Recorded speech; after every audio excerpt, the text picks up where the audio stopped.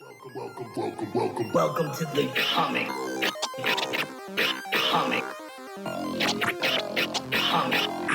Zone. What's up, world? Nerd culture. It's your man DJ Nyke. We got Big Mike in the building. Of course, Bill. This is the Comix Zone podcast. If this is your first time, make sure you check us out. Give us those reviews, wherever you get your podcasts, whether it's Apple Music, Spotify. We're on YouTube. Make sure you like, rate, and let us know. We want to know exactly how we are doing. So how's it going, fellas? Good.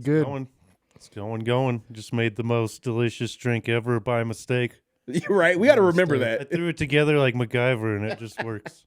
I made the most perfect drink just by itself. Chavez and ice. Agua. But there is vodka back here, too. Well, we're going to talk about one of my favorite subjects today. More than meets the eye. Da-da-da-da-da-da. Transformers, baby. I used to dance like so. My mom, when I had like the toys, right? Right. I was too little to be able to transform them all the way by myself, so I would have my mom do it, and then I would bounce around her and make the transformer noises. You know? The sound effects are so pivotal to that whole franchise. Oh, yeah. Toys, cartoons, movies. You know, it's just like Star Wars. It's got its own. Yes. And for any fan, whether you're a casual fan or a hardcore fan, like you hear those sound effects and you know immediately what it is. Yeah. Well, yeah.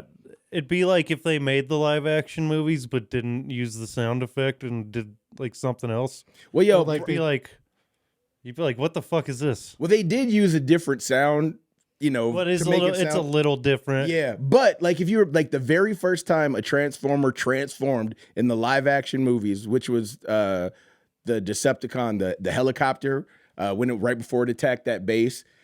Before it actually started transforming, they used the G1, the Generation 1, for people who don't know the slang. They used the cartoon sound, and then it made their more realistic sound. But I remember being at that movie and hearing that before it actually happened. It was like I creamed. You know what I'm saying? I was like, oh, there it is. Thank you. Yeah, they didn't leave it out. Thank God. Yeah. You know, before the live action movies, I think one of my favorite animated movies ever is the Transformers. 1986. It was called Transformers, the movie. Yep, that movie is pretty dope. Oh, yeah. All around. It gets kind of weird with the Rodimus Prime stuff. Right. But, I mean... Well, you got to think, the main reason for the cartoon and its only real purpose was to sell toys. Mm-hmm. And a lot of those G.I. Joe. Most of those cartoons were Thundercats. made to sell. He-Man. He-Man. Mm-hmm. And going back and actually watching them, it's shocking how good some of the storylines actually were. You know, considering it was really just it was a 22-minute commercial. You know, and a lot of them were still good. Does it take time to get around to that? So in the later seasons, are you saying like? I think honestly, when they did, because there was some, like the Transformers toys, a lot of people don't know this because Hasbro bought the rights to them, but Hasbro didn't own the toys. The Transformer toys came from 3 different lines of toys that already existed. Yeah, from Japan. From Japan, yeah. So, you know, it was there. They got a couple of people to throw storylines together, and there were no factions either. Mm-hmm. They were just toys, like there were jets and guns and stuff like that. And because in their culture, they love their mechs and robots Yep. and shit, man. It's like huge over there. So you almost don't even need a fucking storyline. They'll buy that shit anyway over there, you know? But in order for it to sell to the Western market, they had to throw that storyline behind them. So like all the bad guys, the Decepticons were army military equipment, and then all the Autobots, the good guys, were just like cars and stuff. You know what I mean? Well, Optimus Prime is just a big ass truck. Yeah, he's just a fucking semi truck, but I mean, he's cool as fuck. Hell yeah. And since you mentioned, what was the name of the other one? He was the flat faced, like the blue semi. Ultra Magnus. Yeah, I always thought he had the fucking coolest name. Yeah, And Robert Stack did that. That was another thing when the '86 the '86 cartoon movie came out. It was like all famous people that were doing the voices. And as a kid, like we understand it now, being older. That's because the parents had to take the kids, so they got something out of those those star voices. As kids, we didn't care. You know what I mean? It's like, who's Judd Nelson? You know what I mean? Only one I knew was Leonard Nimoy, because he did Galvatron, obviously Spock. But I didn't know most of those names, those people. And then going back now, thinking about it, like there was like DJs. What's the guy that died a couple years back? He was a big time radio DJ, Casey Kasem. Oh, he did like a lot of cartoons. he did. Yeah, I forgot. Yeah, he was a big. Yeah, he was the original voice for Shaggy. Oh yeah. Yeah, and he was on the Super Friends, and he was the voice of Robin. Mm-hmm. Yeah, he did a lot, like a lot of different voices. Yeah, he would do a lot of the fucking holy whatever Batman lines. Yeah, you know what I mean. Yep. He was it Super Friends? I could look it up, but yeah, it was on one of those old cartoons. But he did so many of them. You know what I mean? When you look at, like, if you go to IMDb, the Internet Movie Database, and you look up like a lot of those voice actors, until most of them passed away, they did that shit for 40, 50 years. You know what I mean? Yeah, why wouldn't you? Right? And Peter Cullen, the dude that does Optimus Prime, he's been doing that for 50 years. You know what I mean? Well, 40 years for Transformers, but he did Voltron. He was the first voice for Eeyore. And the fact that he has stayed on to do like different iterations of the Transformers cartoon. You can't fucking change Optimus Prime's voice, dude. They've tried. And there's a That's another thing, like you were saying about the sounds of Transformers or what really resonate with people, and it's go all the way up to the voices of the people. Right. And it's funny because everybody was mad at Michael Bay. Matter of fact, a lot of the hardcore Transformers fans are still mad at Michael Bay for a lot of the voices that he changed. But for some of them, it fit. Like, you got to think, those cartoons came out in the 80s, and some of those overly animated voices just didn't fit. Use cartoony voices to sound ridiculous. But they kind of thought that about like using the right costumes in X-Men, you know what I mean? Yeah. It's like, oh, it'd look kind of ridiculous. We know now that's not true. It probably, like, if done now, it would look fine. And they could basically be wearing what they wore in the comics. But I think but a lot of times I think they're scared of, because the one thing Michael Bay did say, and I understand, even though I'm a hardcore fan, is like he just didn't want to make it for the fans. He wanted to get a whole new generation of people to watch Transformers. Which is why he didn't have Megatron turning into a pistol, you know what I mean? Like he turned into like a big cannon or some shit, right? He was actually was a triple changer because he was like a tank, but he also was like a spaceship. Like Megatron didn't have an Earth mode in the first movie. So he could just turn into whatever. That's badass. But yeah, he did a lot of things that I actually understand. It makes sense. Like when you're in the 80s and you're a kid, it didn't matter how something could turn into a gun that a human could hold, but then it could turn into a gun the size that a 14-foot Transformer could hold. So. Yeah. We just rewatched Bumblebee, and that's one of my favorites. It was a soft reboot of the ones that Michael Bay did. He still produced it, but he didn't have as much of he didn't get a chance to write and take over like some of the other ones. So Bumblebee, I think overall is a better movie compared to most of the ones that came out, especially the latter ones. So I was watching it and I was getting a lot of E.T. vibes from it. And then I realized that Steven Spielberg is listed in the credits. And that 80s kind of vibe and that nostalgic feel, which I liked and enjoyed with it. It's like, oh, that's him. That's his touch or enabling those people to make that in that movie. And I think it was supposed to too, because it takes place in the 80s. And I guess that's where the next one, the new movie, starts off. It's in the 90s, but yeah, we're still so like they did a chronological, and it's like they're in order, unlike Star Wars, until Bumblebee, where it jumps backwards, and then next is Rise of the Beasts. Rise of the Beasts. What are you thinking of that? What are you? The pluses, I think what they're planning on doing with like the Beast Wars, so adding the Transformers that turn into animals. Cool as fuck. I think they're doing a really good job from what I've seen from the trailer. So, there's not a whole lot. We're talking 2 minutes, but Beast Wars was a cool cartoon.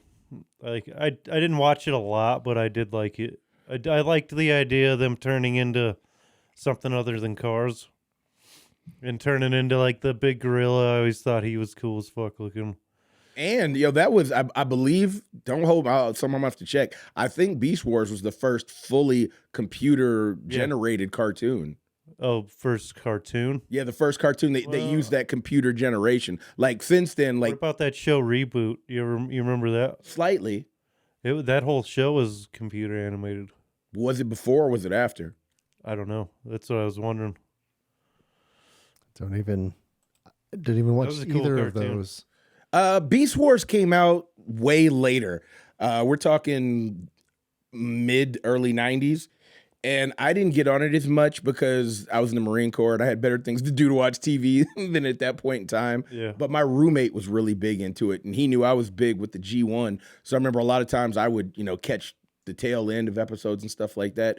And now that it's free, you can watch it on Tubi. Matter of fact, you can watch all of the Transformers episodes on Tubi, and Hasbro has a channel on YouTube, so you can watch them all there for free. You don't even have to buy that shit anymore. I'm working my way through Beast Wars now because I don't want to be completely lost. So does it tie into the G1? It does storyline. Yeah, Beast Wars 1996. Okay, that's when it came out. It's that old. 4 seasons. I would have thought that came out in the 2000s, like the early 2000s.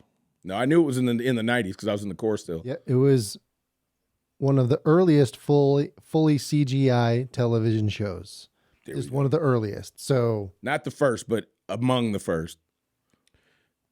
But yeah, it takes basically as far as the timeline, they crashed on Earth after the Transformers did, the regular Transformers. But remember, they were like inactive for like 4 million years because of their planes crashed. And it wasn't until that volcano went off that their computer reanimated them. I don't remember. Well, the reason that the Beast Wars turned into beasts was because there was so much of Energon, the energy that they used, and it was killing them. So they had to take on an organic form, which is why they turned into robots, or why they turned into animals.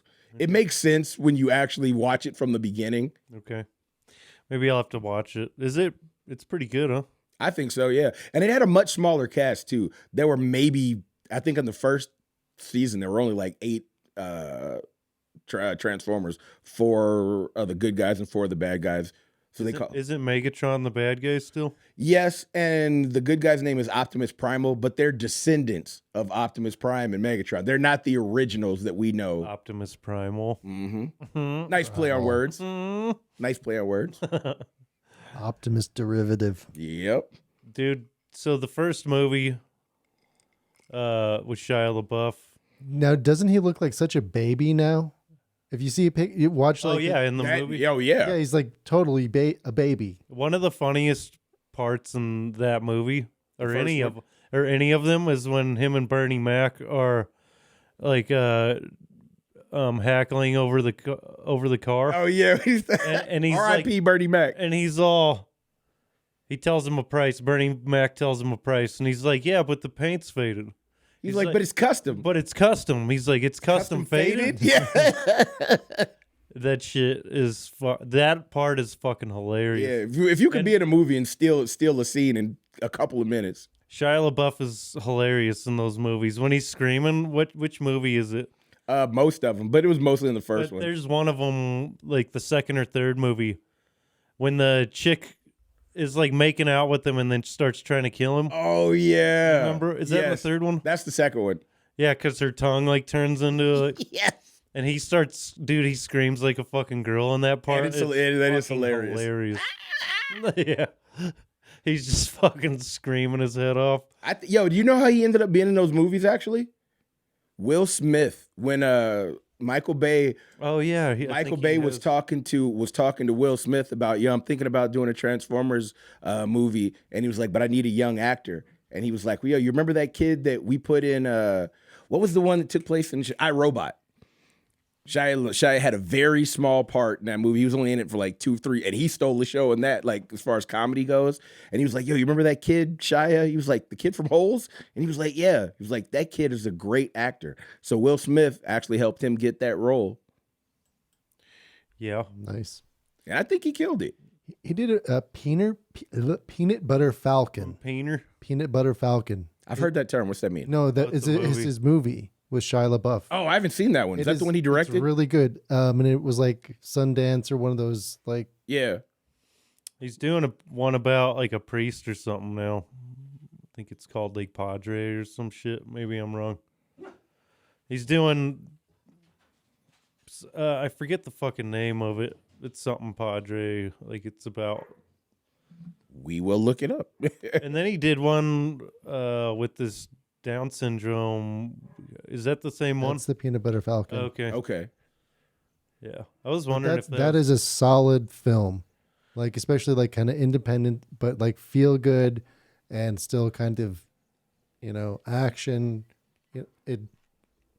He's a total fuck up, and then kind of redeems himself. Nice. Well, that's kind of how his life has been. But he wouldn't be the only one. As much as we say, like, he's always been a good actor. He's had his antics that kind of, put him under the bus for a while. But Robert Downey Jr. went through the same thing. He beat up his wife. I don't think that. I didn't know he was married.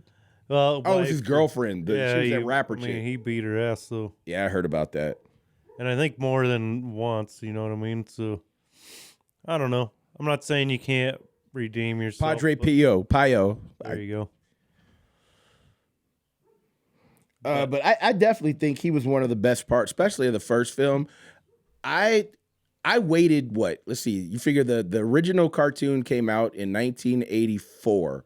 The live action movie came out in what, like 2012, something like that? So I waited almost 30 years for a live action film. And no matter what people say about Michael Bay and his explosions and shit like that, I think the first movie, before Bumblebee, when they got a chance to see all the mistakes that were made and then start over. Because like I said, Bumblebee is a soft reboot. So basically the other 5 movies didn't take place. You know what I mean? They got to keep the characters and blah, blah, blah. But it's a soft reboot. So I think the first film was very good for waiting for as long as we did. And I'm glad they did wait too. So it wasn't cheesy. They waited for technology to be good enough for them to do that type of film. To make it look good. Yeah. Yeah, it would have been easy to make that look like shit bad. Yeah, it would have looked like, because that's something else he said. He didn't want it to look like, Michael Bay said he didn't want it to look like Power Rangers. Yeah. Yeah, fuck yeah, that would have been garbage. Yeah. Well, there would be some people that would have loved it just for... Not look like Terminator. Or not, not look like... Copying, yeah. Looking unique and still looking... traditional, sometimes nostalgic. I feel like there's so like I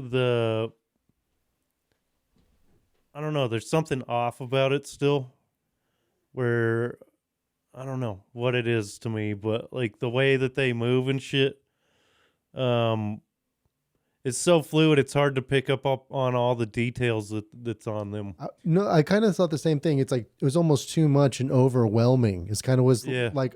I enjoyed it, but sometimes, like the transformation was too, like the evil spirits from Lost or the bad on the island. That kind of still like swirly. It was still cool and it was good for its unique aesthetic in that film, but it was a little, it was like I almost needed Dramamine or something. But well, you know what? I'll give them credit because before the first one came out on home video. Like, of course, we went to the theaters to see it and stuff like that. But I remember when I was deciding what I was going to do for my home theater system, and I remember I just happened to be in Walmart and walking by one of their HD displays. And again, this is, early 2000s. And I remember I walked by, and it wasn't like a super big, like a 65 or 70 inch that you see now, but it was a good 40, 50 inch TV. And I remember I walked by and Transformers was playing. And I had it at home, and I remember seeing it on that TV, and you could see, like, when they transform and, like, they roll across the ground, you could see the scratch marks from, like, gravel and stuff like that. And I was like, holy shit, it is time to upgrade to HDMI because that looks better than what mine looks like at home. You know what I mean? And it really added an extra layer of realism that you don't always see in those type of CGI. So like when we were talking about some of the things in like Ant-Man and some of the other Marvel or superhero movies, that it definitely looks CGI. Like you could tell, obviously there's not these big 80-foot Transformers running around, but it really gave, like you could tell there was metal. You could see the reflections coming off. They do look, the way they move is very fluid and it does look natural and real. Mm-hmm. And I think that's part of what like fucks your eye up a little bit with all the detail, and it's like you said, especially when they're like transforming. Right. It's hard to see exactly how the transformation's happening. But you know what? Or you get two of them in a battle scene. Right. And you got Yeah, both that of them. shit's a And, little weird, too. too. It's cool they did it almost like two different colors. Like Right. had the purplish dark and then like the red from Optimus or, we're always kind of like swirling around or, but It's hard to follow with your eye sometimes. But you know what? it's been a while since I've watched them too, but That's one of the reasons too why I still like having actual hard copies, because one of the things, and I even do this with the cartoons at home, being able to do that shit in slow-mo and see everything that those artists took the time in doing, like, you know what I mean? And he said there's some things that an engineer would be like, all right, when Bumblebee transforms and you see his engines, there's two parts to everything. So it was symmetric. And it was like, all right, a real car ain't gonna be like that. You're gonna have an engine over here, a battery over here, and stuff like that. But it does give that fluidity, especially for the nerds like me that are doing it in slow mo. It's like, oh, I see where the window was hidden, where the metal popped out, and where it looks cool. And the fact that you can do that in slow mo and see that, and it's not just like a real quick something that they threw together, like it's cool for us hardcore Transformer fans. Well, yeah, and for it to make sense, the transformation, they're not just like doing a jumble of weirdness that doesn't make any sense. Like you're saying, you see where every piece goes and like how that's pretty. I mean, to go into that much detail is pretty nuts. Definitely. Like- And I will also, like I said, for all of the bad, like I guess the big thing that the G, you'll hear me say G1 a lot. So that means the 1980s original cartoon. The biggest problem that most of the hardcore fans have is that he changed like a lot of their alternate modes. So Optimus before Bumblebee wasn't the flat nose truck. He had like the lion nose, what do they call those? The 18-wheeler where the front part comes out a little bit. I don't know what the difference. I should know. My dad was a truck driver. But Bumblebee was like a bug. He was a bug. And he said he was never going to. And Bumblebee was like he couldn't fight in the cartoon. He was like the little brother. He was espionage. He was a spy. He was the smallest Transformer. So in his robot mode, he wasn't that much taller than humans. You know what I mean? And he was like, nah, we're making him a badass. And it worked. But there was a lot of other things he did that worked, like the whole scanning of, like they could turn into whatever vehicle they wanted to as long as it was close to their size. They kind of mixed him with Hot Rod. Kind of. Like they mixed the characters because in like the 1986 movie, Hot Rod is basically in the Bumblebee role. Yeah, like the teenage young Right, he's kind of the main character, and then ends up becoming, the next leader. The new Prime. Like he gets the Matrix, and that is a badass movie, by the way, if you haven't seen it. Like anybody who hasn't, have you seen it, Bill? Which one? The animated movie from 1986. No. Oh, dude, maybe the soundtrack's probably great. did back then, but I couldn't tell you a single thing about it now. I will loan it to you. That's one of those It's films actually that, a really solid. Yeah. Like the story's really dope. The animation is that hand drawn, like meticulous, super fluid animation. Like it's a great movie. And what's the dudes that did Monty Python? One of them, he did the voice to the Junkions, but they also did the soundtrack. So the Monty Python people did the entire soundtrack, and you get that feel from it too when you're listening to it. It's very cohesive, which for a kids movie is outstanding. It's a solid movie. Now for something completely different. Yeah. I'll loan it to you. I will say the Transformers animated movie in 1986, that is something I buy every 10 years whenever it comes on a new platform, just like the Thriller album by Michael Jackson. They'll put one thing new. We redigitized this or we added this, and it's like, all right, I know I already have it on VHS, fucking DVD, Blu-ray, 4K, but every time a new one comes out, it's like, I have to have it. That's a piece of my childhood. So if I find it like on like reel to reel or laser disc, do you want it? Yeah. Yeah. Okay. Oh, yeah. Laser disc. Like That I would be literally sick. just bought it on 4K last Like the year. giant fucking Yeah, the giant CD. Love that film. laser disc. The only thing I've ever seen on Laserdisc was the Dire Straits, Money for Nothing. Oh, I love that song. And then there's like a weird like animation thing where it was like dropping balls to make this weird music, and it was this like big kinetic sculpture of And the chicks for free.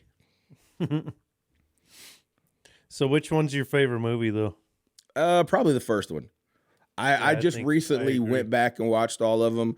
As far as the storyline, it made sense. The first one was definitely a little bit more cohesive. I think the second one kind of suffers from what people say happened with like the Fast and Furious films. They tried to do a lot of the things that worked in the first film, but I don't even think they gave them too much of a like, all right, here are your lines. I think it was like, we're going to try this. We're going to let you guys ad lib and we'll do a couple of different takes and we'll use the one that works. Like the second movie didn't seem to have that cohesiveness that the first one did. Well, and the story just gets muddier and muddier the farther down the line you go. So the one that had, what's the big planet-sized Unicron. Yeah, so you remember the movie that had him in it? The Last Night. Yeah, that movie was cool. It was a cool movie, but fuck, it didn't make a whole lot of sense to me. But but there's a reason. Like they did it in expectation that there was going to be another film, and then it didn't happen, and then they did. Yeah, I was looking. There was a lot going on. I just remember there was a shitload happening. Yeah, and just like all like kind of over the place, and you're just like, can we pick a story? Like that's what it felt like to me. It was just a lot of shit happening, and it was a really long movie too. It was. But see, I just watched it too the other day because it was like one of the only ones we had on disc. Mm-hmm. But yeah, it was kind of just all over the place, and each had subplots that kind of fit into the other ones. Right. I think that's why I like Bumblebee coming after that movie or the other two. It's like, all right, simpler, cohesive story. And it was almost like I said, it was starting over. Spider-Man or kind of that kind of story, like a coming of age story for, the girl in her car and lost of her dad. I haven't seen that one all the way. So how many Transformers do you see in that movie? In Bumblebee? Yeah. There's quite a few, actually. You don't see them through all of it because it starts out on Cybertron, which I liked because that's how the cartoon started. And then it shows them coming to Earth, and then you see less. You know what I mean? It's more of the storyline with Bumblebee. But so my point of that is it did really trim it down to almost like an Iron Man 1 type deal. So you have more of your budget goes toward your focus, who is like Bumblebee. So he probably looked fucking fantastic in that movie because you didn't have to spread out that budget to animate all these fucking 10,000 Transformers, and also they dropped you right into the abyss in the middle of the fight at the beginning too. Mm-hmm. So there was a lot, which was really cool because you got a lot of action stuff and I hated fights, and then it jumped into a little more of the the modern 90s movie style. Right. I fucking or 80s even. 80s, I believe it was late 80s. Yeah. One thing I hated about the movies was you would get a different set of Transformers a lot of the time in each one, and no explanation of what happened to the other ones. That was that is and definitely that was kind of my gripe with some of the X-Men movies. So like X2, I think that movie was fucking fantastic, and a big part of that was fucking Nightcrawler, and then he's just gone. Yeah. In the next movie, it's the same thing. You're right. Yeah. And I'd agree. You're like, oh, who's this? So you're like, and they don't tell you. Yeah, there was like one sentence. Oh yeah, they Optimus called for backup. Yeah, so 5 more came, but that didn't explain to what happened to the ones because they all didn't die in the film before. Yeah, so that was a very, very bad thing. That always drove me nuts because then you're like, oh, I'm learning like new characters now, without any explanation. Like what happened to the heads up or explanation. It's kind of what's happening in the Amazing Spider-Man comic right now too. Oh, really? Or throwing characters in. Well, because I've read everything in all the offshoots, they've ignored a lot of the offshoots that didn't work and went in their own direction.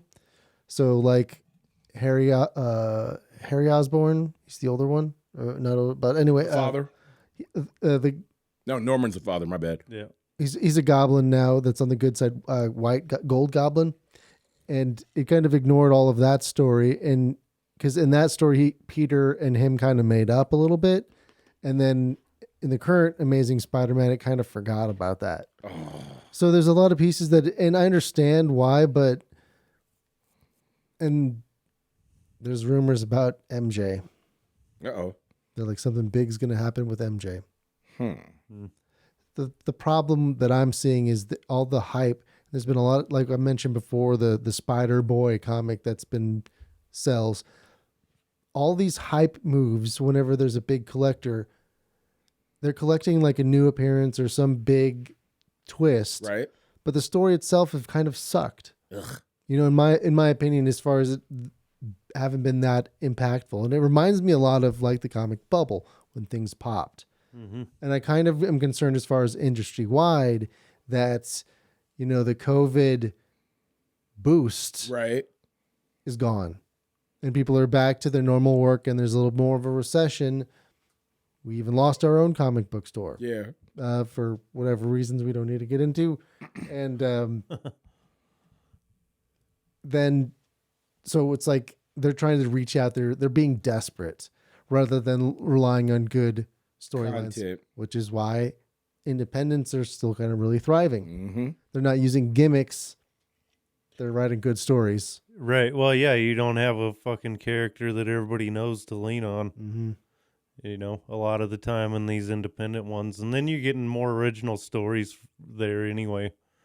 I think people are almost over the superhero thing at this point. You know, I still don't think so. But, I mean, not completely, but the casual fan, Maybe. I mean, I think that's why the MCU is struggling. It's not that the movies are like bad movies. It's just that people. I think it ended for people at Endgame. They're like, okay, we're done now.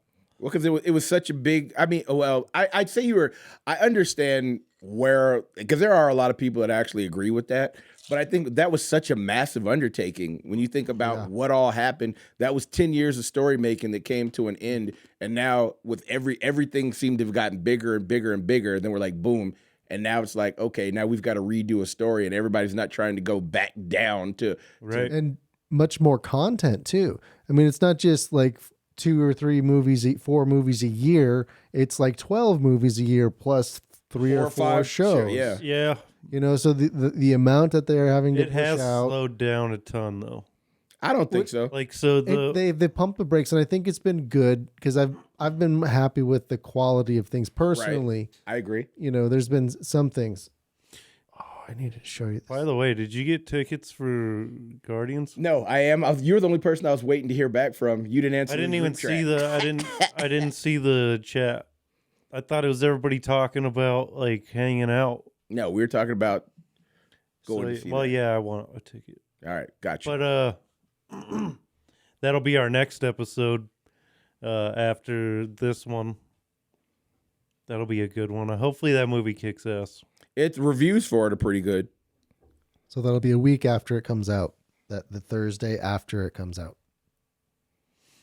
Yeah. So it's gonna be it comes out on Thursday? Yeah. Well, technically Friday, but you know the early releases are always Thursday evening. And we're debating about a live stream too. Right. Oh yeah. If we get our shit together. You're right. And we got to figure out if there's going to be a 4th. So we have to, because Chelsea isn't coming with us, unfortunately, or Vince. That's right. Yeah, her or Vince. So, ouch. Mary or somebody, I don't know. It'd be nice to get Mary on here because she's a fan of podcasts, and you know what I mean. She's one person we've never even thought about getting on here, and she's not as big of a comic book nerd as us. So I think she'd have a very interesting outlook on what's been going on in the MCU so far. Yeah. And she's younger because she's only 25. So I hope that movie's good because it feels like it'll be the last one for sure. Oh, it's definitely going to be the last one. Even if it's not the last one, it's going to be the last one that James Gunn is attached to. And I don't see them doing another Guardians. If it's a great movie, that'll be another franchise that was good from top to bottom, like Captain America. Like every movie's fantastic. Mm-hmm. I bet those characters are going to continue in the MCU, whether there's a Guardians or a different Guardians. I think they could just as easily pick up a Guardians 2nd generation. They've done enough. There's enough variations in the comics where they could have kind of a stepping stone to pull from. Yeah, getting rid of the characters. It's if it makes money and how much are they willing to take on at once. And I think at this point, a lot of the actors that have been around the MCU from day one are getting ready to move on, which is why we're starting to see all the new, like the young Avengers characters are going to be coming through, and you got the next generation So, like, I know Chris Pratt, he's got so much going on. He's done. Chick that plays Gamora, she's done. You know what I mean? We already lost Chris Evans. What about So they're done. They say that, but Kiss has been saying they're done with world tours since like 1996 when Revenge came out, and they're still announcing their farewell tour. But yeah, they do say they're done. But what they always say, and I honestly, with them, once you've made enough money, it's not so much about the money. I think it's if the story is good enough, they'll come back. Yeah, in the right. Yeah. Yeah, if the timing's right. And it makes them good and it advances their career in the way they. Because imagine if there was one of these movies and Robert Downey Jr. showed up in it and nobody expected it. Like, I'm still crossing my fingers for that. Dude, that would be fucking crazy, right? Yeah. Even if it was like an alternate or a variant. Or just his voice. Here's what I'm expecting. Because like I said, the MCU is starting to go slightly different from the comics, which I think is a good thing. There's enough where they don't have to follow everything by the book. They can have their own universe as long as the characters at least somewhat keep into their origins. But I would be the one thing that did happen when Riri came. So the Ironheart, when we know she's already in the MCU now, she was in Black Panther, and she's going to get her new show. There was a time when Tony was dead in the comics, but there was still a hologram version of him. And I would like to see him, come back as the hologram, even if it's just for like one episode or, a quick cameo. Mm-hmm. Or just was the AI voice in her armor. Right. That'd be sick. And then you could do the same. You could have him be a hologram too, obviously, on top of that. So that would be cool. But I'm crossing my fingers for that. That would be a whole nother level of like signing on for shit for him. But like, that would be so dope. If like he actually signed on in a different way, so he takes a step back, like instead of the dude that plays Vision, like he started as an AI voice and then eventually was a main He would need to have like director credit. Right. I bet that's the kind of lure that would need to bring him in. And the perfect script, the right cast, have him direct, good hype going into it, and then he gets to be director, bill, or executive producer, like Jon Favreau. Well, he's doing it with Sweet Tooth. Yeah, right I was now. about to say that. Which is a really good show. And season 2 just and who would be better? And season 2's been pretty good too. Who would be better at doing an Iron Man, like directing an Iron Man movie than him? Iron Man itself. Yeah. I would agree. I like the way you said that too, Iron Man. It's true. Yeah. It's super true. Like Chris Evans, that's fucking Captain America. That's America's ass. Yeah. And you know what? I want to see at least them to say, because at this point, we don't know what happened to him. Like, they've alluded that he was dead, and then some said he was on that moon base. I mean, he didn't die, yeah. So I would like, there's a possibility that he makes a cameo appearance, and I would like to see that too. That would be sick. I don't know. I would like it, but at the same time, it's that ridiculousness of nobody can die. There is no consequence. There is no loss. I'm sorry. He was old, man. Yeah, but he didn't just die on that bench after he gave him the shield, though. He's like, here you go. Yeah, he faded off. He just kind of dissolved as he went off screen, didn't he? No. That's what I remember. Yeah. Yeah, he's dead now. He's like, I'm still here. Leave the pin alone. It's like I could still hear his voice. He's like, hello, I'm still here. I'm not dead yet. Close enough. Almost dead. Yeah. Fucking Holy Grail. Now, I talking about like universes, so like the MCU, I know Hasbro was working on doing their own combined universe, but the G.I. Joe films tanked so bad that didn't, because they were talking about doing. How many of those did they make though? They made technically 3. They did 2 regular ones, and then the Snake Eyes. They must have been done fairly well if they kept making them. They made enough money, but they weren't. They definitely made enough money. We'll put that out there. They were made cheaply too. I wish they would have for a movie. Yeah, I mean, but see, they weren't really any really big name actors. Or yeah, they had some because Channing Tatum was in. He was the big name, and then they got The Rock for the second one. Snake Eyes didn't have as many big names, you know what I mean? But they tried. It had an ensemble cast, and it just didn't work. And I think it was because kind of like some of the problems they had with A-Team, you can't have these military things and not have people shooting in blood. It just doesn't. You start getting that fake. It's not real. You know what I mean? And it's like, all right, you can't have a military movie and have everybody in our world right now having lasers and shit. And Yeah. you know what I mean? It just didn't. And I was upset because I love G.I. Joe too. But they were saying they were going to do Mask. You guys remember that one? Mobile Strike Command? They had the cars that they didn't actually transform, but they were regular cars and they'd have like armor and guns that would pop out. That was going to be one of them. The astronauts, I forgot what that one was. Oh, to be part of this little, like their version of the MCU, right. And it got canked. But the good thing about there was a horror movie franchise that was going to try that, and they failed too. They did with I Frankenstein and the Dracula movie, which I thought they were, and they did they're good movies. They were good movies, but they just couldn't. They didn't do well either. And you know, if they were trying, everybody was jumping on board. Oh, the MCU and DC is doing it. Let's see if we can do it. And then nope, didn't work.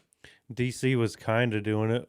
Like they start, and then somebody started. pulls the rug out from underneath it, and it starts over again. And that's their like fucking death by biggest committee. Yeah, it is exactly that. It's like they have zero faith in their own. Their biggest problem was trying to be Marvel. They should have just done their own thing and get tips from what they're doing. But yeah, totally do your own thing. But don't. I mean, I would still.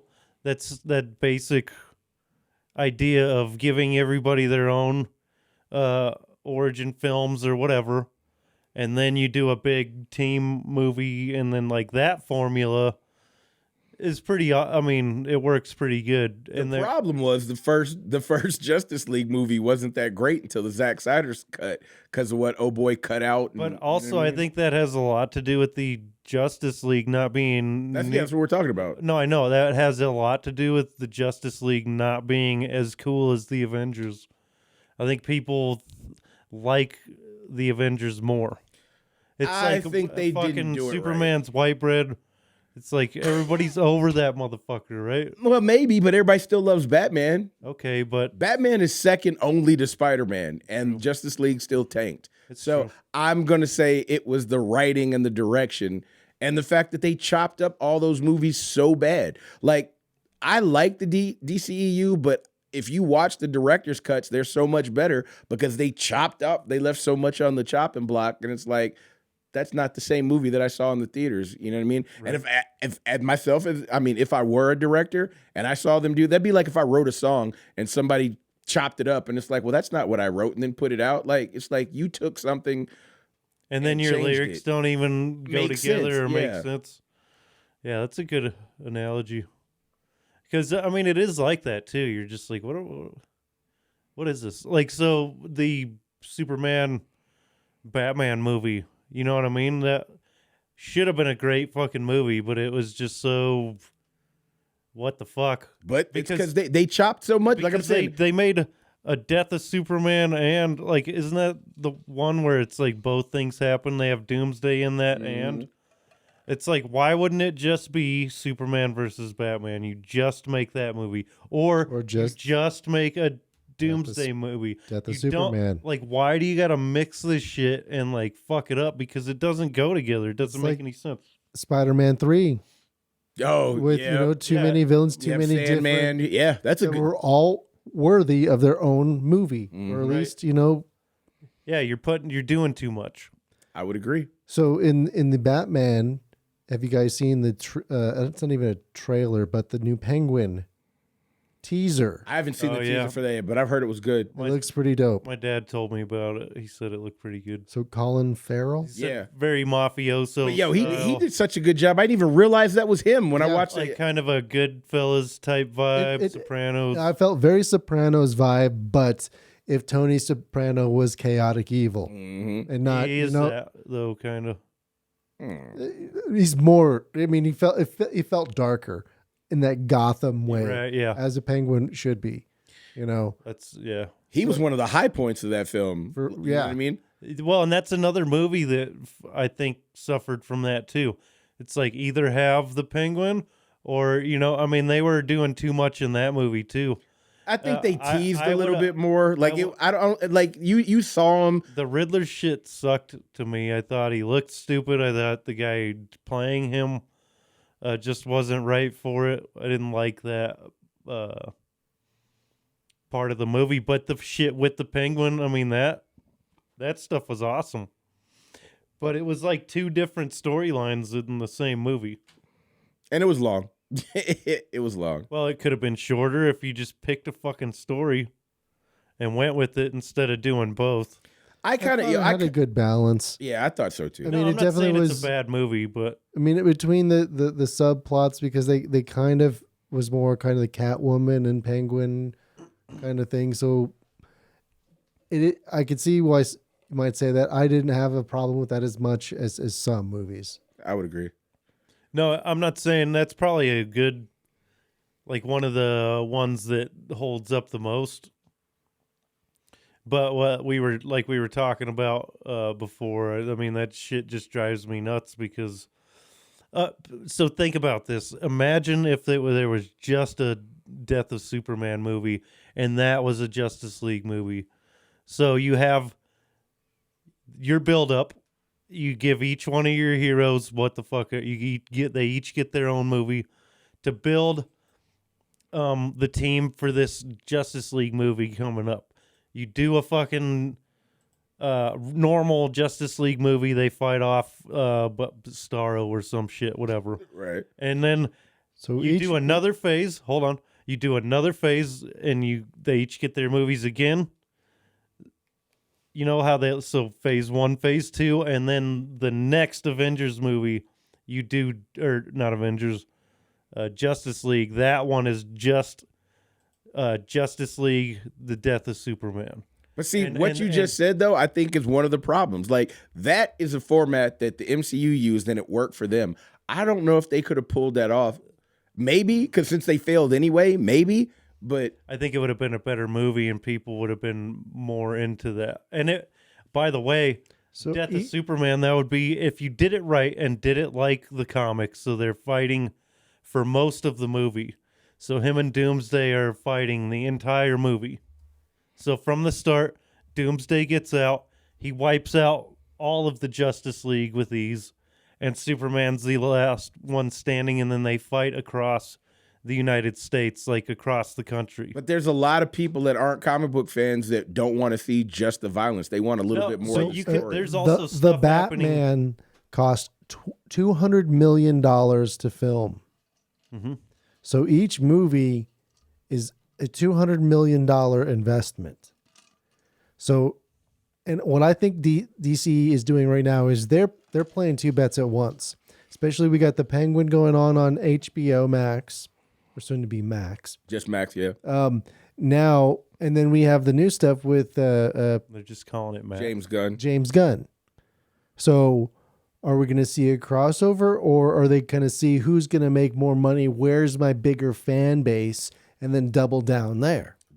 Honestly, that's what I think is going to happen. I mean, especially if you look at how they've done comics, that's how they've been successful too, is by having multiple universes, multiple worlds going on at the same time and playing many fields. Mm-hmm. But you know what? I've also seen that disconnect, though. Like, we could honestly say, I think up until like these Disney Plus movies or Disney Plus series, DC was doing a little bit of a better job with their TV series, but they also weren't connected to the films at all. And that lack of cohesion. Each other. Yeah. Mm-hmm. Well, the TV shows connected because that's why they were calling it the Arrowverse. It was a loose connection at times, but they were all still connected somehow. Mm-hmm. I think there's the biggest problem with DC is their lack of cohesion as a whole, whether it's been their directors not having full control of their films, the TV shows not being able to connect to the shows. And then you have these people that aren't fans like us that like, well, wait a minute, I saw this happen in the TV show, so why is this happening in the movie? And then you got the cartoons, and they were killing the cartoons. Like their animated movies are solid, but they had a solid 10-year time frame where they used all of the same voice actors for all of those films, and I think they were all dope. If DC could do what they were doing with their cartoons, with their live actions, I think they would be winning. It's like just hire the writers that are doing the animated movies and have them write the, or maybe they were. I mean, who knows? I mean, you could have people from on the group of people that are writing it, because they're doing it as like a group. Oh, before I forget, and I know we kind of strayed away from Transformers, so to bring it back. Oh yeah, we should. We did. One of the things that I've noticed, the biggest complaint about was, so you guys have all seen the trailer for Rise of the Beast. Uh-huh. You remember that? I want to say Ferrari. It's not the Porsche that's running from the cops, and then like 5 more pop out of it. They're like a holographic progression. That was like one of the biggest points of the film. So it shows the kid. I don't even know what he is, but and it transforms around him or whatever. Yeah. So that was dope. But it shows that Porsche has this holograph, and we know it's a transformer, so it has that ability to make the holograms. A lot of the hardcore fans are pissed off because Jazz transformed into that type of Porsche, and he didn't have that ability, and they've already said that character is Wheeljack. So they're taking names from the old cartoon characters, and then they're switching the versions of their alternate modes. And a lot of people are like, well, we know that's Mirage because he had that ability, so why did they make him look like Jazz? And it's the same thing I was talking about. They do that a lot. Yeah, but that's the same thing we were talking about with fucking Iron Man, or excuse me, X-Men. Bumblebee. So why do that? You know what I mean? It's like he has to know, because they made him take a Transformers class before he did the first film. So it's like, why would you take the time, like, you know what I mean, to take a character that's known and loved, when it would just be like you couldn't get the car's authority, you know what I mean, to make them the car that it was before, or at least a different one. So you're making 2 characters and you're confusing the hardcore artists, which, like I said, it looks cool and all, but as a fan, and I still thought it looked cool. I'm not saying it doesn't look cool, and I'm definitely gonna go see the movie, but it's like, you didn't have to make them a Porsche because you're going to confuse the hardcore fan. Well, and that's what they did with Bumblebee, changing him into a Camaro and shit. And then all of that just to go back and change it to make him the Bumblebee, the V-dub in Bumblebee. So at the very end, he changes into a Camaro.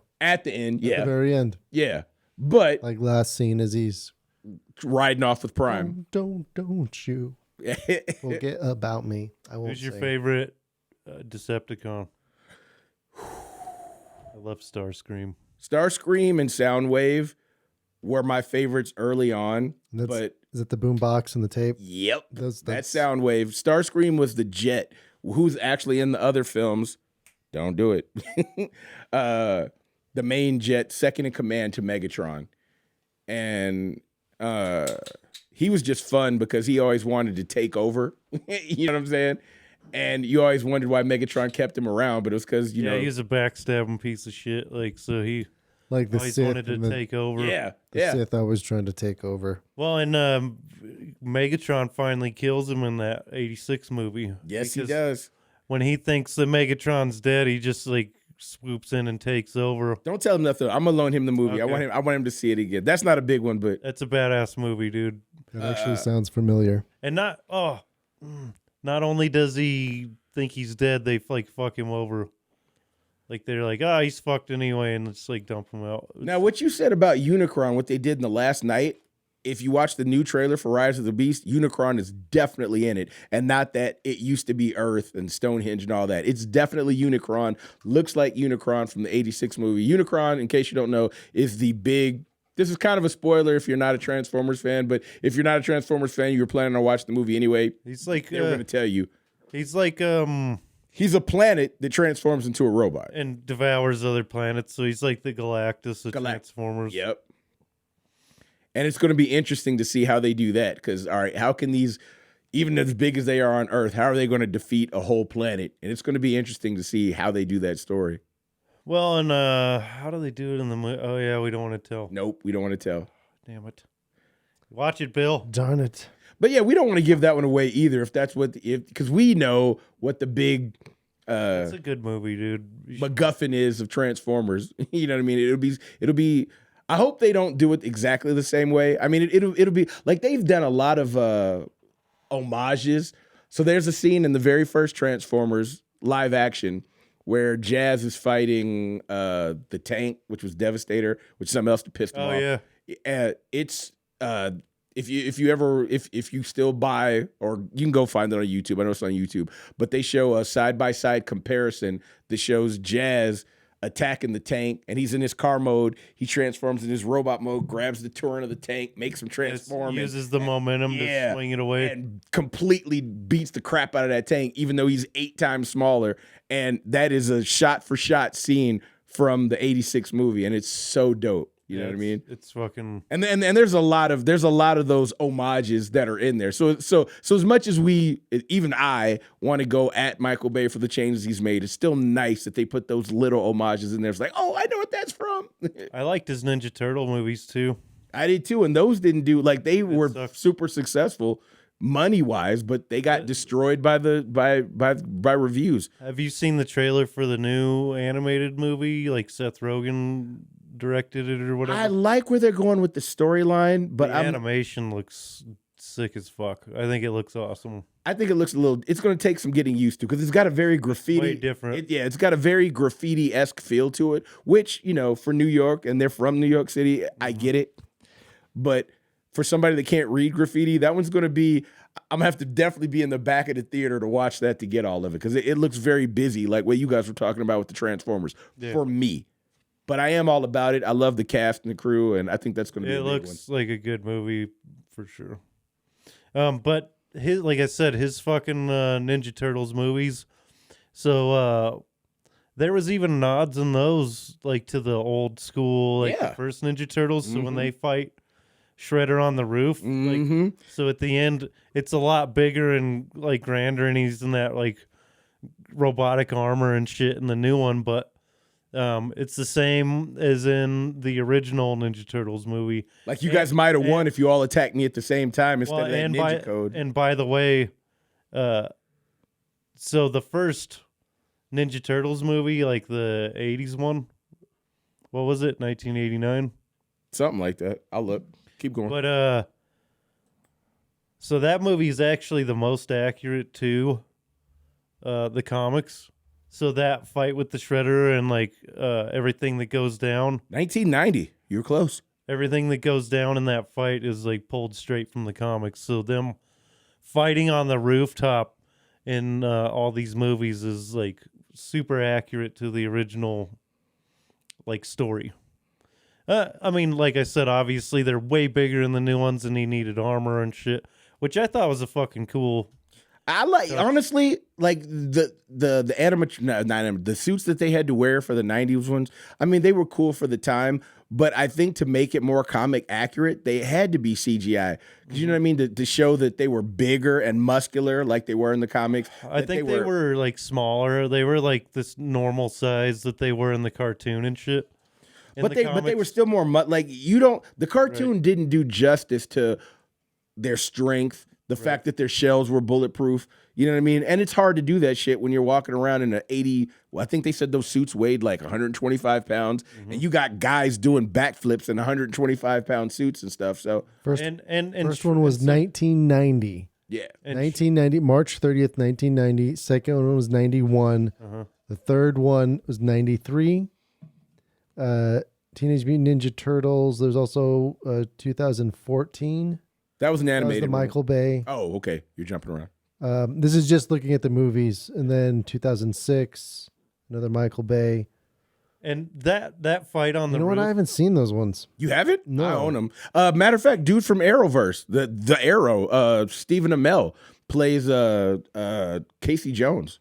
That fight on the roof also is like important because it shows how much more skilled he is than them. Shredder is than them. And like you said, they are mutants and stronger than a normal person and shit. And it still takes all 4 of them to try to fight him. And they show how badass he is.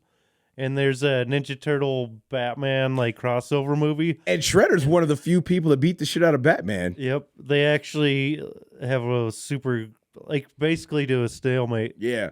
And it is a badass fucking fight. It is. If you haven't seen that ad, that's a good one. Batman and the Ninja Turtle. That one is a very dope so one. in the cartoons they really dumbed down Shredder and made him like they dumbed down all of it. They made him really like Skeletor or because the cartoon was very kiddie when you think about how dark the comic books was. Oh yeah, and Shredder wasn't like a.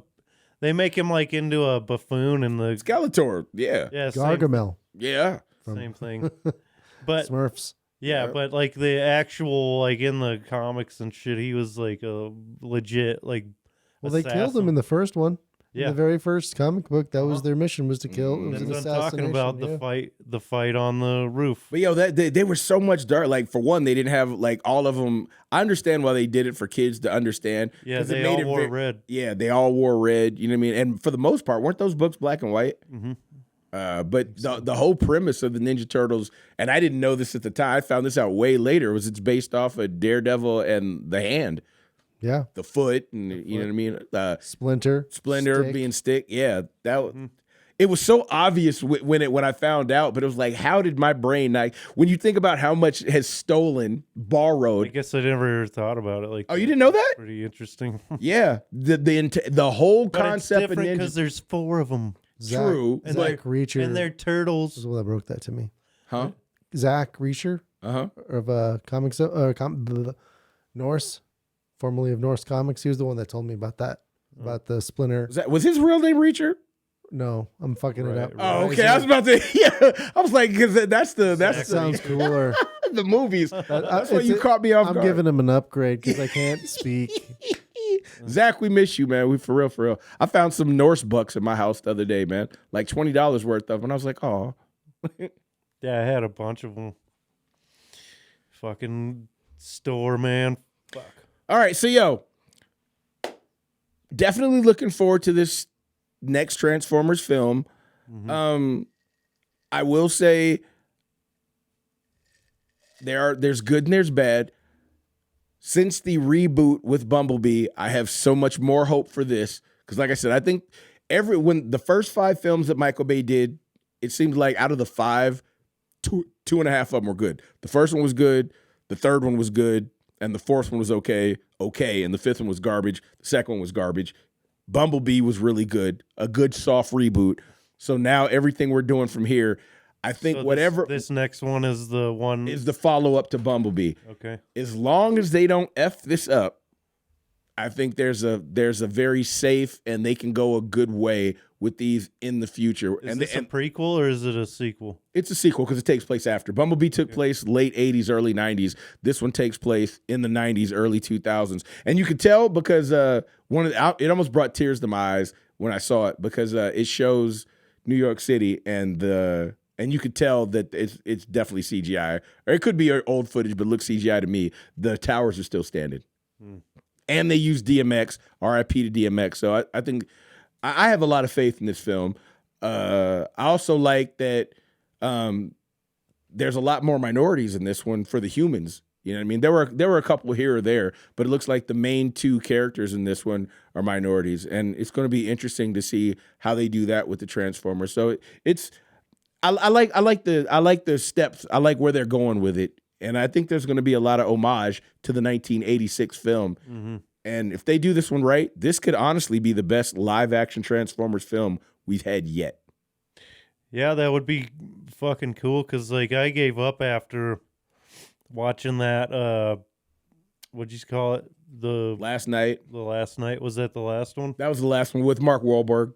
Okay. And like I said, I had so much hope. Like I said, there was so much. They definitely did too much. But I was very looking forward to see what was going to happen after. Because all the hints that they dropped in that film, and then it was like, yeah, you guys fucked up. We're starting over. You know what I mean? And it was like, I always hate when that happens. Like, you remember when the Superman movie came out with Brandon Ruff? I always fuck up his last name. Oh, Superman Returns? Yes. Like, I had so much, because that kid was like he looked like Christopher Reeve. Yeah, he looked like Christopher Reeve had been reborn into a new person. I think that was a solid movie. I think so. And what's his name that was raping guys from Lie to Me? The dude that played, I always forget his name. Played Not Lie to Me. Not Lie to Me. You're right. American Dream. No, well, yeah, he was in American Dream, but the TV show that was on Netflix that got canked because he got busted for raping guys. Yeah, they found it. He tried to be slick. Kevin Spacey. He tried to be slick and came out of the closet as being gay like 2 weeks before it came out that he had been molesting some younger men in the movie industry. You know what I mean? What was the name of that TV show though, where he was like the vice president and made it to the presidency? Because it wasn't Lie to Me. I don't know. Lie to Me was Mr. Pink. You're right. Kevin Spacey. That's Tim Roth. Yeah, thank you. Kevin Spacey. Abomination. What the hell was the name of that show? Choose not to. House of Cards. House of Cards.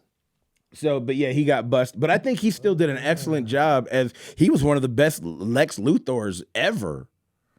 And he was raping guys. Yeah. How did you not hear about that? I don't know. I shouldn't use rape. It is rape, but they don't use rape on his guys. He was molesting teenage boys in Hollywood. You know what I mean? And like drugging them and shit. No, more of like a position of power because he was an actor. Oh, he's like, you got to blow me or you're not gonna get in this movie. Yeah, so that kind of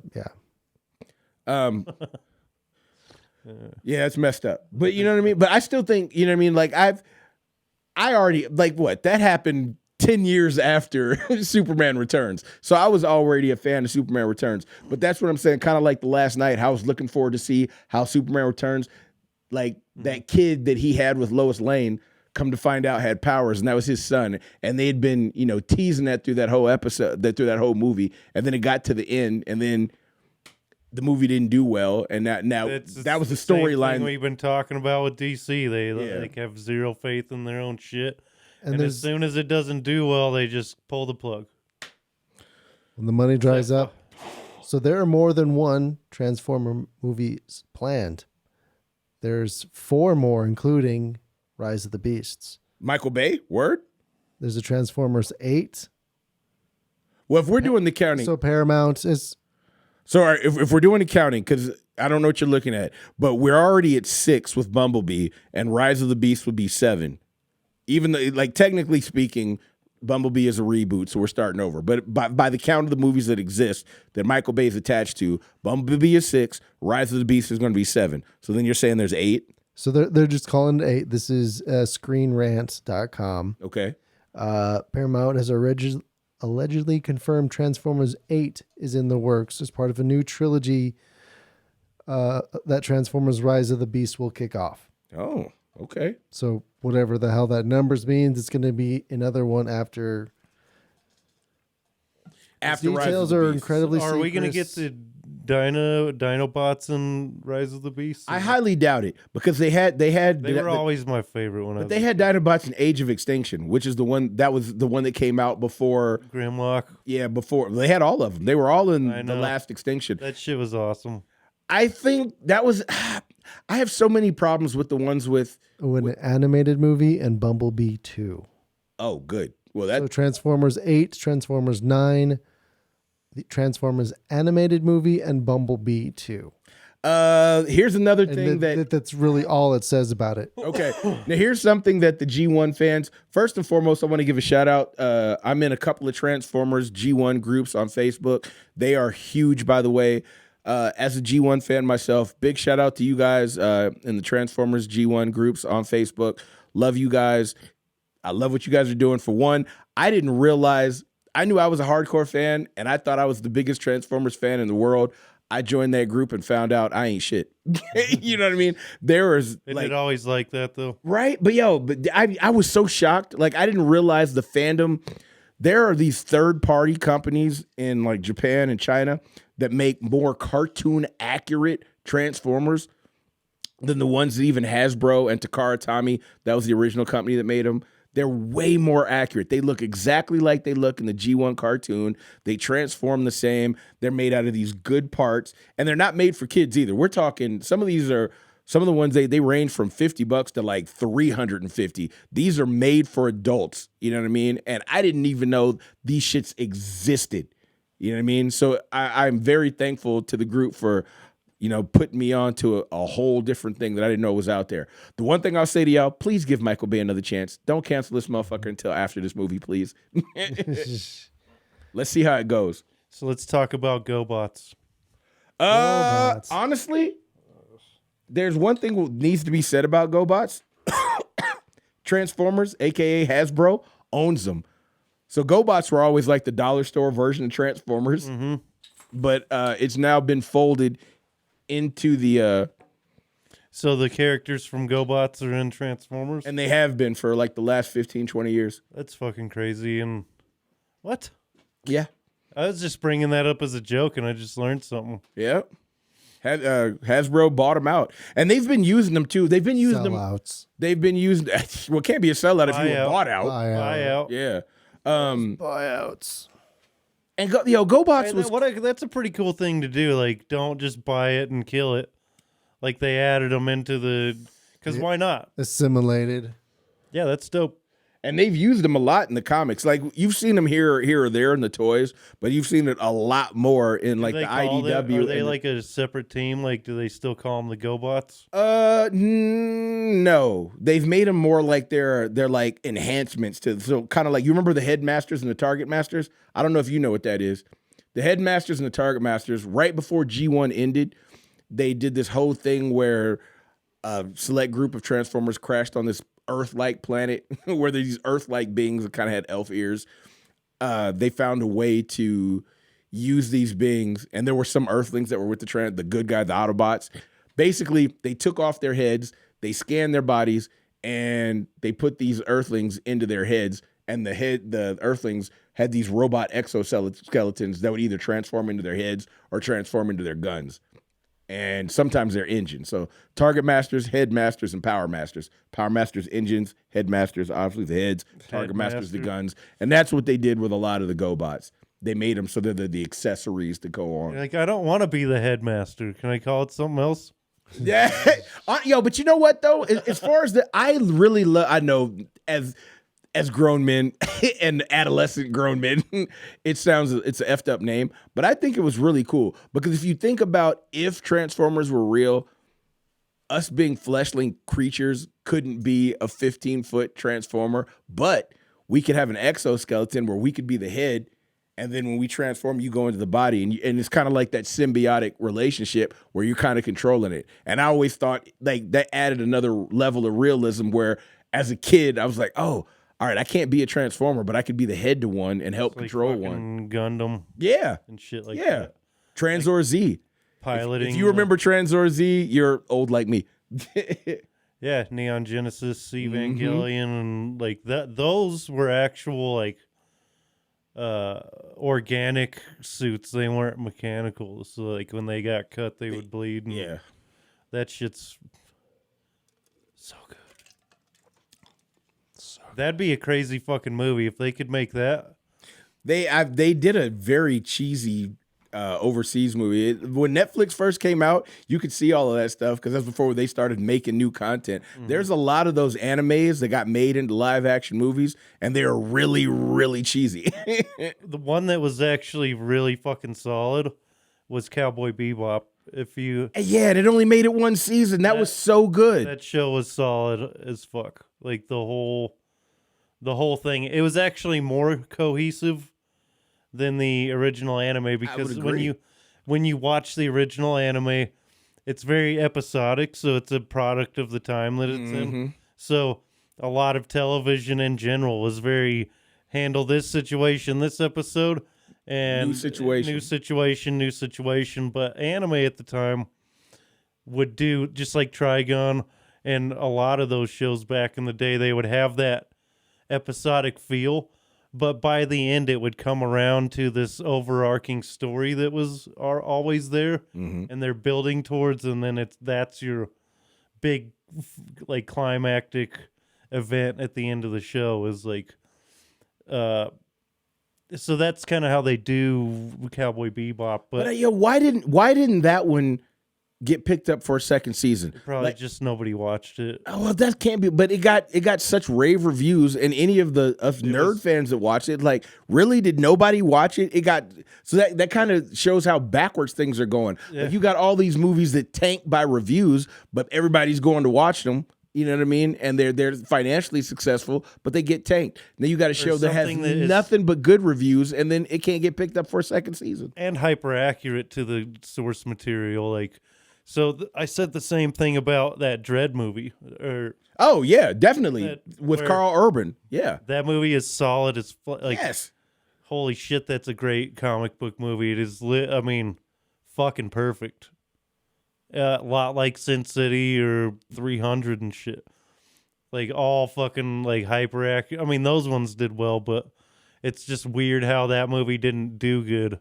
I think there were a lot. I think there were a lot of movies that were a product of the time. You know what I mean? So this is before the pandemic, and there were a lot of things that were working for comic book films and video game films, and a lot of the hardcore fans weren't really fucking with them for whatever reason. You know what I mean? So they even if they got rave reviews, that people weren't watching them. I think when you look at Netflix or the bigger companies, they have to get beyond just the fan base. They need to get to the general populace. You know, the masses are asses, or you know so they need the big numbers. So the reviews and they'll never release the exact numbers. I mean, it's not easy to get them. Let's put it that way. Well, Netflix never does. They don't even tell exactly the people that are. Well, yeah, but here's one of the things like why The Last of Us did so good, and I mean, it was very well done. Let's get that out of the way. But I think a lot of the other streaming services have, especially Netflix, their numbers are skewed for a lot of different reasons. Like Netflix will keep playing shit, especially if it's a TV show, and you don't know, and it's hard to tell if you were really watching it, because we have the term Netflix and chill, which means you're boning. You know what I mean? It's like, all right, we started this, but we're not watching it. How many times people fell asleep? Yeah. Went away to cook and stuff like that. And when HBO Max does the same thing, it'll keep playing. Yeah, but it doesn't matter though. But they're not playing an ad. They're not. There's not getting paid for it. They're getting, but it's still like views though. Yeah, but I think it goes by their views. But some of the other services are a little bit more accurate. Doing ratings if you're scrolling on your phone while watching the movie, that's not going to count. I'm just saying it's like that's a good that's our radio backgrounds kicking in. But you're right. I mean, at what point? You know, I think radio. It's like, so the ad is what pays. You know, or how many subscriptions you get. That's what's going to be your bottom line, and how to keep those subscribers happy and, you know, hooked and binge watching their shows is the most important thing. But I think that those numbers are skewed. Like everybody knows, like it's been said that Netflix are the worst for skewed numbers. You know what I mean? Because I think Facebook. All right, yeah. But yeah, because those three. But everybody knows. But people aren't watching TV per se on Facebook yet. Please don't give them any ideas. They can't do what they're doing. Man, we were playing Sunday and Saturday cartoons for a long time on the Comix Zone, remember? Mm-hmm. Like Transformers and all that shit is like old school fucking, like we did 80s on Saturday and 90s on Sunday. Oh, quick question. Since we're 80s and 90s, I want to say 3, but I want to say 5 because 3 would be too much for me. But you guys pick a number. Favorite cartoons from the 80s, early 90s. So we'll say 1980 to 1995. Go. Well, I think my biggest one initially was like Transformers, and then I got into Ninja Turtles when that came out. I loved the Spider-Man animated series. Well, you got to be more specific. There are a bunch of those. Like I like Spider-Man in the 90s. Okay, that's before me. That's after me. I like the Spider-Man, Firestar, and Human Torch, whoever it was. I really like that one. And then Spider-Man and His Amazing Friends. Is that what you're talking about? No, it was called Spider-Man and Firestar and whoever the other person was. I think it was Human Torch, but I don't remember. But and then, of course, Dragon Ball Z. I don't know if we can count Dragon Ball. That's anime. I don't know if we can count that one in the actual cartoon. We're talking American cartoons. Okay. Yeah, those would be the top ones, I think. I'm going to have to go for a non-comic book or nerd one. Garfield and Friends. That counts as a cartoon. And then G.I. Joe. I don't know if I'd be able to, if it would stand out today, but back in the day, that was... the major one. And then probably the X-Men. Oh yeah, forgot about that. That's probably the most comic book accurate cartoon I have ever seen. Yeah, especially for that time.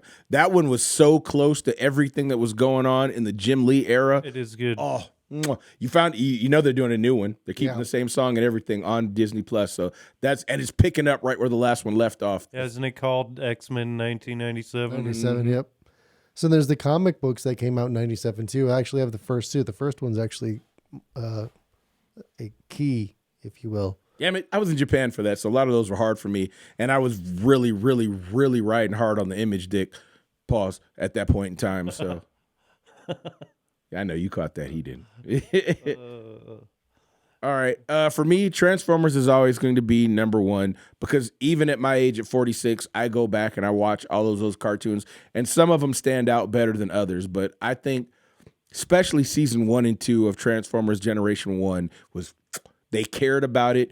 You do those shits in slow-mo. They actually transformed into cars, realistic cars, Lamborghinis, Porsches. I think that show is one of the reasons I love Lamborghinis to this day, and Sideswipe is my favorite. So Transformers, G.I. Joe, Voltron, the 5 Lions, not the 25 vehicles, Thundercats, and Silverhawks. Voltron was a good one, too. Yeah. I mean, dude, I used to watch a lot of Nickelodeon, too, though, like so Doug and Rugrats. And See, yeah, you're a little bit younger. I never got onto those. I got to throw in Fat Albert. And I even got, Rocco. That was reruns then. Yeah. Rocco tattooed on me, so Rocco's Modern Life and Ren and Stimpy and all those shows. See, I watched those, but those weren't my favorites. Ninja Turtles is up there for me. You know what I mean? Yeah, that was kind of the last the entire series on. That was like the end of an era of the cartoon for us, for me, for our era, for our age. So after that, it was like it was kind of kiddie and wasn't cool to be. Facts. Yeah, I would 100% agree with that. That's true. That was the end of an era. For one, it was the end of that violence era too. You know what I mean? With the ninjas and the guns and all stuff like that. After that, they started getting kind of silly or kiddie. Like it was a lot more. The Ninja Turtles cartoon is pretty. I mean, compared to some of the other shit, it's a pretty hard watch if you try to watch it now. It is, but in comparison, like even GI Joe, they very seldom killed people. Transformers, they didn't kill any Transformers until the '86 movie. Yeah. GI Joe, there was a there was a cartoon GI Joe movie where they killed Duke. I remember being surprised at the '86 movie. I know we keep going back to it, but when Optimus Prime actually dies at the beginning, you're like, oh man, you're like, he's gonna be okay, right? Well, yeah, because you got to think about it. We'd been primed to watch 2 seasons already, and the second season was like a double season, so it was huge. Like the Transformers, we knew that they were sentient beings, so they were like humans, but in metal form. You know what I mean? They were actually alive. But they would get shot all the time, every episode. But because they were robots, they could get them fixed. We watched the '86 movie, and they were wiping them out like left and right. Like they killed, and now I know why, so they could put out a whole new section of toys. But they killed, that was hard to watch as a kid, killing all my favorite kids, killing. I remember crying watching that, ah! Even when they kill Optimus Prime, he dies, and then his head goes. His eyes fizzled out. Yeah, he lost all of the color, which honestly, that's really dope. Because if you have ever seen a human die, and I know this is very morbid, but it's very much like a real death, and it's fucked up. Because your blood stops pumping. So real human, when humans die, you notice a pigment change. You know what I mean? And he lost all of his color and went black and gray. The deaths in the animated movie in '86 those were harsh. And that's at the beginning of the movie. Yeah. The fight between him and Megatron is fucking badass. But yeah, even how he came through, man. When he came in truck mode and was running into the Decepticons that could fly, and he's running into them in truck mode and just knocking them out the way. Then he transforms and jets come out of his arm. He does a backflip, and he's shooting at him. He took out half of the Decepticons in 10 seconds, and it's just hardcore, and you're like, hero, hero, hero, and 10 seconds later, he's shot, and you're like, wait a minute, they're not going to. Yeah, and he's dead. Megatron just fucking like shoots him a few times, like in the same spot too, which is dope. Yeah, fucks him up. Compared to where they killed some of the other Autobots, at least he shot him in a It's critical. brutal. It's brutal. It's brutal. Brutal. It's weird to say that they're machines, but it's like brutal in a fucked up way. For kids. Yeah. And speaking of which, I'm glad you brought up the animated movie. It's being done by Paramount, and it's got a whole bunch of big name, like Chris Pratt's attached. Like there's a plethora of A-listers that are doing the voices, but Paramount has been everything I have seen online for the new animated cartoon, which they just started coming out last week, has said that this is the first animated movie, and that's false. 1986 was the first animated movie. This is the first one by Paramount. Why would they say that? That's crazy. And I admit a lot of their fan base aren't old enough to remember or probably weren't even alive, but get your shit right, man. Paramount, get your shit right. And I hope this movie is good, but you're not the first. It was already done, and it was greatly done. It's an amazing movie. Amazing. Leonard Nimoy. It's like hard to top it because it is so good. It's like Winter Soldier.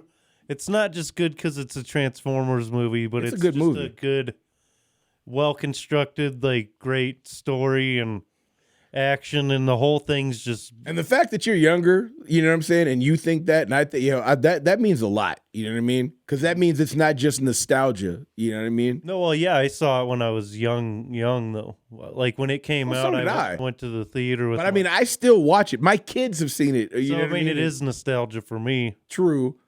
But like, yeah, that movie is really good. Orson Welles, that was another guy. When you think about the names that were attached to the Transformers 1986 movie, Orson Welles, who's most famous for War of the Worlds, reading that over the air, you know what I mean? Unicron, Citizen Kane. Yeah. Unicron. He was Unicron. Yeah. Leonard Nimoy was Galvatron. Robert Stack. A lot of people don't know who Robert Stack was, but he was the one that had a kid that was kidnapped, and he never found his kid, so they assumed he was dead. And he did that Lost Children's TV show that used to come on. I used to watch it every week with my mom and my grandma. Judd Nelson from The Breakfast Club did Hot Rod. Like there were John Machida, who was the guy from Micro Machines, who was in real life, he was what do they call the dudes that talk about cows and stuff like that? Auctioneer. That's why he could talk so fast when he did Micro Machines. He did the voice of Blur, who was the fastest Transformer, and it fit. The dude from Monty Python that did the Junkie. There were so many great voices that I didn't respect as a kid. You know what I mean? Yeah, they didn't have to go that hard. No, they didn't. But they went full, like they went above and beyond. Yeah, I mean, it's a really well done movie. Like the whole thing is solid. And that's why they put it out again every 10 Yeah, all the way years. down to the soundtrack. Like the soundtrack is great. Like it's just all around great movie. I keep saying that. It is. All around. And but by the time we do the next episode, we're going to spend 2 minutes because Bill's going to watch it. Yeah. And just get your reaction of it. But I think you're going to love it. You're going to be like, okay. What'd you say? Unicron is the planet one? Yeah, Unicron is the planet. And you can clearly see it coming towards Earth. Or he's like a moon. Yeah, it's a moon. We call it a planet, but he's the size of a moon. But when you think about the fact that that's a Transformer, that would be huge. Galactus size. Yeah. That is huge. Yeah, he's fucking giganto. Like a celestial size. Yep. This is going to be great. I'm really looking forward to Rise of the Beast. I personally can't wait. I think this is Michael Bay's chance to redeem himself. And I think the fans are going to be satisfied. I hope so. Now I need to watch Bumblebee and give you my reaction. You do. Let's make that happen. I should. All right, fans. It's about that time. Yeah. Make sure, for all the folks out there that are on social media, make sure you follow the Comix Zone on Instagram. We are also on TikTok. We're on Facebook, too. Join the group, man. Talk to us. But wherever you get your podcast, Apple Music, Spotify, you can go to thecomixzonepodcast.com. You know what I mean? You can definitely find us everywhere. Give us those reviews. Let us know what you like, what you didn't like. Thecomixzone.com, not You're right. Comix Zone podcast. Thank you for that Just correction. to clear that up. Sorry. Do it again. I The fucked that up. ComixZone.com. That's comics with an X. With an X. Stay black, homies.